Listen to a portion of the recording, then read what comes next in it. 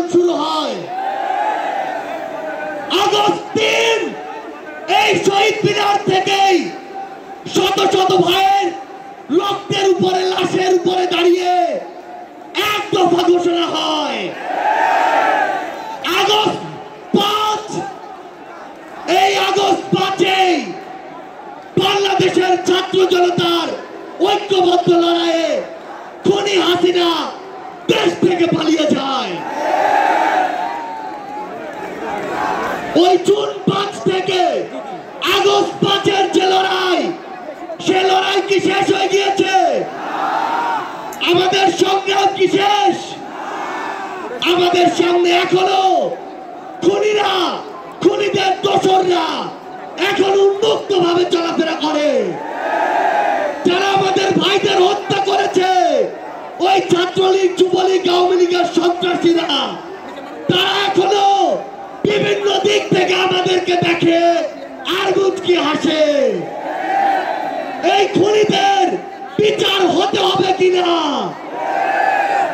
আবার যারা হত যোদ্ধা রয়েছে, শহীদ পরিবার রয়েছে, তাদের এই খুনের বিচার হতে হবে কিনা? আমরা অবিলম্বে অন্তর্বর্তীকালীন সরকারকে একটি আহ্বান জানাতে চাই। আমরা যদি আমাদের এই শহীদ ভাইদের রক্তের বিচার না করতে পারি, আমরা কখনো নিজেদেরকে মাফ করতে পারবো না। আমরা স্পষ্ট করে একটি কথা বলতে চাই, অন্তর্বর্তীকালীন সরকার এখনো যেই জায়গায় আটকে আছে, আমাদের সিন্ডিকেট গুলো ভাঙতে হবে। এখনো কেন আমরা শুনবো এক হাত থেকে আরেক হাতে সিন্ডিকেট গিয়েছে? তাহলে আপনারা আপনাদের জায়গা থেকে কি অ্যাকশন নিচ্ছেন? এক হাত থেকে যদি আরেক হাতে সিন্ডিকেট যায়, তাহলে সেই হাত আপনারা ভেঙে দিচ্ছেন না কেন? আমরা অন্তর্বর্তীকালীন সরকারকে আরেকটি স্পষ্ট আহ্বান জানাতে চাই। সেটি হচ্ছে, আমাদের এই বাংলাদেশ সকল দেশের সাথে বন্ধুত্বপূর্ণ পররাষ্ট্র নীতিতে যাবে, কিন্তু সেই বন্ধুত্বপূর্ণ পররাষ্ট্র নীতির সুযোগে কেউ যদি মাথায় উঠে বসে, আমরা তাকে মাথা থেকে মাটিতে ফেলে দিতে বিন্দু মাত্র দ্বিধা করব না। আমরা স্পষ্ট করে একটি কথা বলতে চাই, যে খুনিরা এই দেশের বাইরে, এই দেশের মানুষের ঘামের হাজার হাজার কোটি টাকা পাচার করেছে, সেই টাকা ফিরিয়ে আনতে হবে।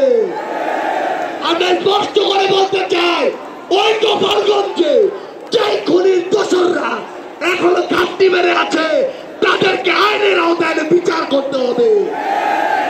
গোপালগঞ্জে এখনো কিভাবে আমাদের এই অভ্যুত্থানের যোদ্ধাদের উপরে হামলা হয়, আমরা প্রশাসনকে, পুলিশকে স্পষ্ট ভাবে বলতে চাই, পুরো বাংলাদেশে আমাদের এই যোদ্ধাদের, দেশের বিরোধী আন্দোলনকারীদের নিরাপত্তা যদি না দিতে পারেন, তাহলে ওই চেয়ারে কোন আইন শৃঙ্খলা রক্ষাকারী বাহিনীর বসে থাকার কোন অধিকার নেই। আমরা স্পষ্ট করে শুধু একটি কথাই বলতে চাই, আমরা এই অন্তর্বর্তীকালীন সরকারের কাছে আমরা এই গণহত্যার বিচার চাই। আমরা সিন্ডিকেট থেকে আমাদের মানুষের মুক্তি চাই। আমরা পাচারকৃত অর্থ ফেরত চাই। আমরা দ্রব্যমূল্য নিয়ন্ত্রণ করে মানুষের স্বস্তি চাই। আমরা আহত যোদ্ধাদের সুচিকিৎসা চাই। পরিশেষে শুধু একটি কথাই বলবো, যে শব্দ নিয়ে এত মানুষ রক্ত দিয়েছে, এত মানুষ জীবন দিয়েছে, যে কেউ সেই সচিবালয়ে বসে হোক, পুলিশে বসে হোক, অন্য কোথাও বসে হোক, যদি সেই শব্দের সাথে, স্পিরিটের সাথে বিন্দুমাত্র বিশ্বাসঘাতকতা করার চেষ্টা করে, তাকে সমূলে উৎপাদিত করতে হবে। আমাদের আবারও দেখা হবে সংগ্রামের লড়াইয়ে অথবা রাজপথের বিজয়ে। ইনকিলাব জিন্দাবাদ।